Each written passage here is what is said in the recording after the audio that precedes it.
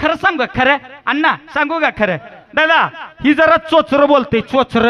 ही चोचरा आहे त्यामुळे याचं लगीन जमाना ह्याला एक स्थळ काढलं प्रॉपर बार्शीला आणि ह्याला गाडीत घातला आणि येताना सांगितलं अण्णा तुझं लग्न न जमायचं कारण म्हणजे तुझं चोचरं पण आहे तू चोचरं बोलतोय त्यामुळे तुझं लग्न जमत नाही आज असं कर मुलीच्या घरात जाऊन बसलं मुलीचं पप्पा मामा काका मेवना मेवणी कुणी काय जर विचारलं तर तू अजिबात तोंड उघडायचं नाही तू गप्प बसायचं माझं मी बोलतो तू फक्त गप्प बस तोंडाला कुलूप लाव न बोलायच्या भूमिकेवर ह्याला बार्शीत आणला घरात बसलो आता ती मुलगी नवीन फॅशन नुसार आली चहाचा कप घेऊन नवरा कसलाय नवरा कसलाय नवरा कसलाय चहाचा कप घेऊन बाहेर आली स्टीलचा कप होता लय गरम चहा वाफायला लागलेल्या ह्यानं गडबडी चहाचा कप घेतला आणि डायरेक्ट तोंडाला लावला आता गडबड केल्यामुळे चहा ह्याला पोळला ही चोचरा आहे ग बसावं नाही ही सगळ्या देखत काय म्हणताय तिथं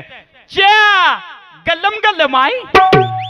चोचर बोंबलच बघा ह्याला म्हणलं होतं गप बस बोलू नको पण ही तिथं बोंबल हे काय म्हणते सगळ्या देखत पाहुणे देखत चहा गल्लम गल्लम आहे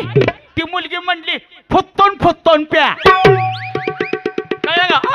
कळलं कळलं का ती पोरगी बी चुचरीच होती तिला म्हणायचं होतं फुकून फुकून प्या ती याला म्हणली फुत्तोन फुत्तोन प्या